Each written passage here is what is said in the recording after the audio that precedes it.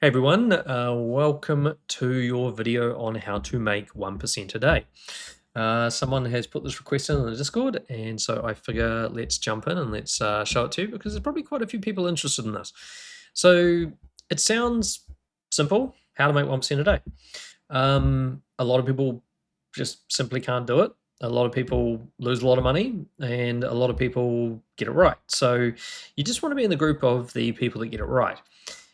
First thing is you need to know how to trade. So if you're watching this video going, cool, how do I make 1% a day? And you do not know anything about price action and you do not know anything about trading, it's not that easy. It's not that simple. Okay.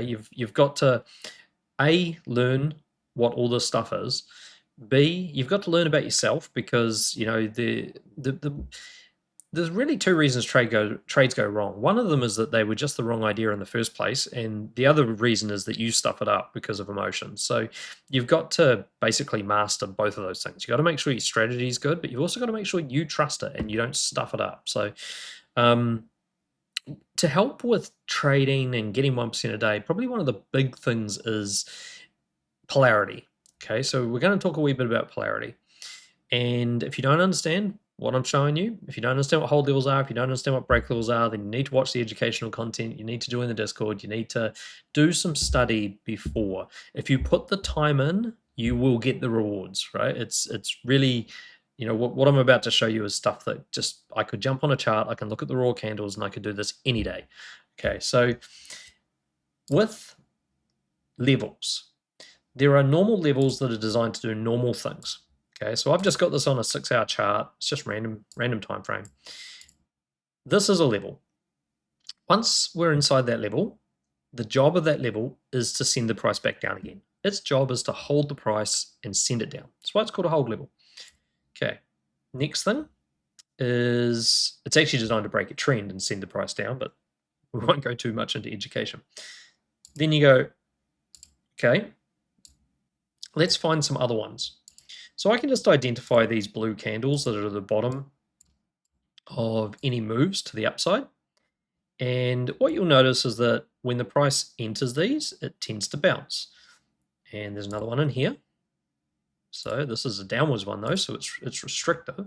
So if I just kind of move these boxes along, what you'll see is box to box, you might see what's happening here. Price comes down, enters hold, bounces up, enters hold, comes down, breaks hold, goes into hold, comes back up. Okay, so this is basically holds. Now, what is polarity? Polarity is when something does the opposite of what it should do. It's when something gets broken. It's when something flips from support or resistance. And although you could have quite comfortably just, you know, long this hold, shorted this hold, you wouldn't have necessarily known it was going to come all the way down to that one, right? So that's, you know, you might have just longed this, shorted this, TP'd here. That could be 1% a day, just simply trading normal market structure. But if you want to trade with more certainty, what you want to do is you want to look for polarity. So if we were to take this whole candle and run it across here, at what point does that whole candle become polarized? So it's held the price up, it's held the price up, it's held the price up. This accumulation below this is fine because it's still accumulation. It's a bit deeper. It's a sign of, you know, we're going to go higher next time because major players are building positions in a greedier spot to go up. But what about this candle, this blue candle? Okay. This blue candle over here is distribution below the hold, which is meant to hold the price and keep the accumulation laddering. So this is the first candle in the entire area that is actually saying something different. And then when this price comes back up into the hold, you get a more violent reaction. So trading polarity is often faster, more guaranteed, and bigger. And so that's what you want to do to make your 1% a day. Now, of course, where is the price going to go? Well, we've got another whole candle down here. So it's probably going to go under there, which is exactly what it did. And it went all the way, not quite all the way actually, but it went nearly all the way down. And then it came back up and went into the reversed hold level again. So if you'd shorted here, TP'd here, and if this got back out of the hold candle, which it did here, you go long and TP here. And that is just a simple way of making your 1% a day. Now, as you can see, the move difference between even just these two here is about 2%. There's 6-hour candles. Okay, so you could easily have made your 1% in a day, even by the time you take your fees and all that kind of stuff out. So that's one way. Now the other thing is you've got break levels. So we've talked now about holds, reverse holds. Reverse holds are polarity. Now, what about break levels? Break levels can become origin levels. So if we were to, and origin levels are basically a polarized break level. So if we were to look across the bottom of the chart here, this is one that, we could take a trade on this if the price dips back down here to 81.3. But where's one that's happened more recently? Well, there's another one right here. So this is, again, a break level. Touch, touch, touch, touch, price go up. Now, there would have been one that created that move. And there's another one. So we've come down, we've touched, and then we've gone up. So these are all levels that actually will offer trades in the future. Now, here is one that has played out. So this is a break level. When you touch a break level, it means people were willing to sell below the point of accumulation in this case, because it's a bullish break level, and therefore price should go down. As soon as you touch the lowest point of accumulation, price should go down. But when it doesn't, and when what happens is the opposite, then it is a polarized level. So this was not necessarily a trade you would have taken. Well, actually, you could take it. This is, yeah, right, I'm not going to get into that one. But let's just say when the price revisits this level, which is over here, okay, you can take a long. Now, your long here is more likely to play out than any other level on the chart because it's a polarized level.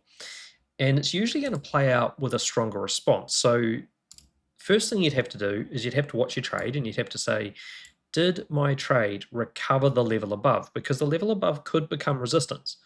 In this case, the response was strong enough that it recovered the level above. So in that 1 6-hour candle, you've already made your 1.28%. Job done. But the trade isn't going to stop there because it's recovered the level above. It's going to keep going up. The next thing that could stop it is going to be, remember that reverse hold level from over there? It's going to be that, or it's going to be this.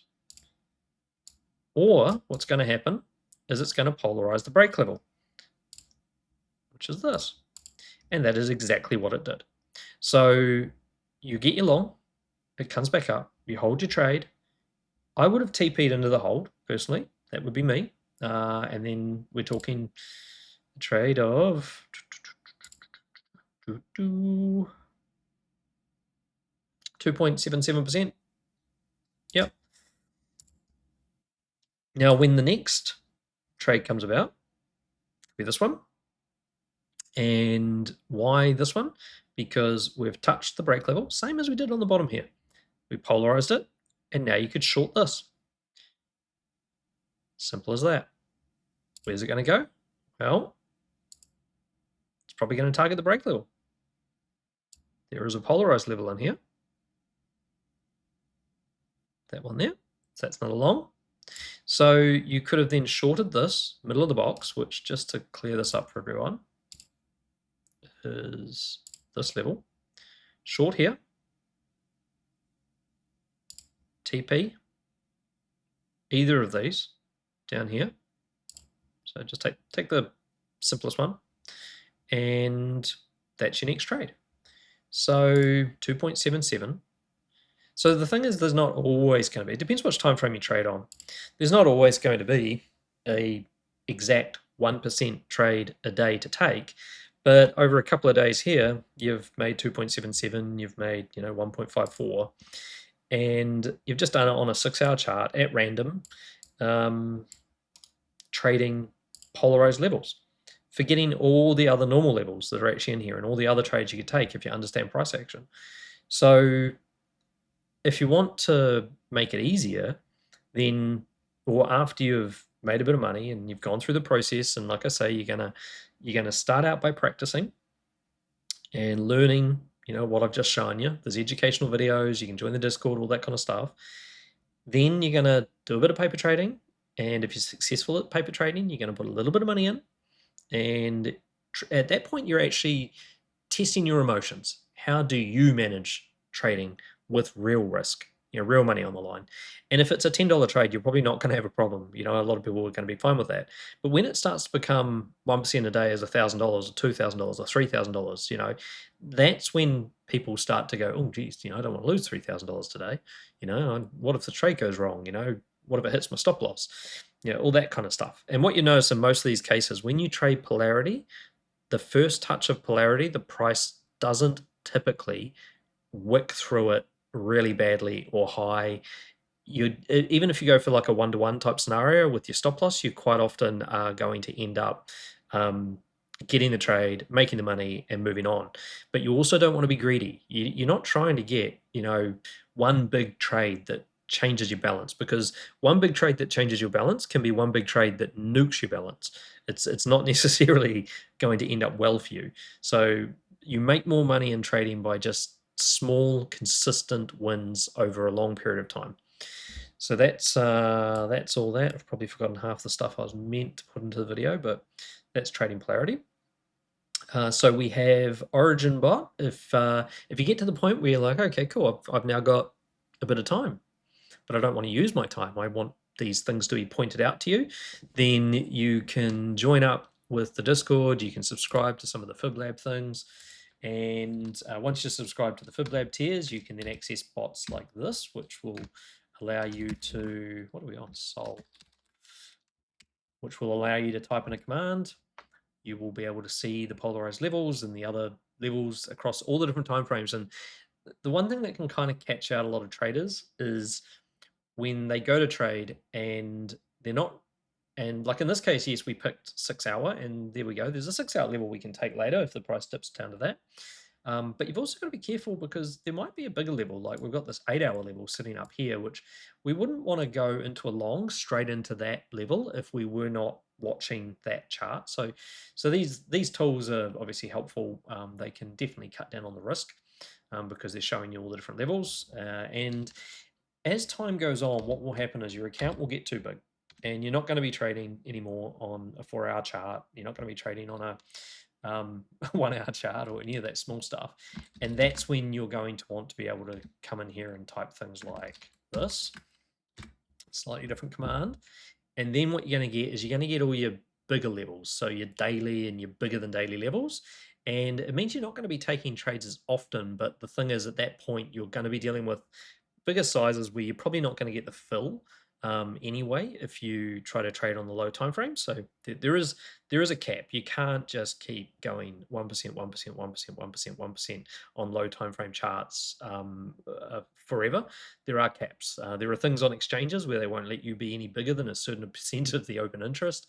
They'll automatically cap the buys that you're trying to do and all that kind of stuff. So eventually everybody has to move from being a scalper to being more of a higher time frame trader or a swing trader. But by that point, trust me, you won't be thinking about money anymore. So that's some of the cool stuff. Right. Like, subscribe. If you put suggestions in about other videos, we'll do them over time, just in between building things. And yes, if you're wondering about reverse levels, there is already back-end data for every reverse level on the market. Problem is compute, so don't quite have enough computing power to have it continuously running, but it's coming. So once we get to the point that we have that, we'll have a tool for that too, and then we can just start trading moments of polarity every single day and keep making money. All right, catch you again on the next one.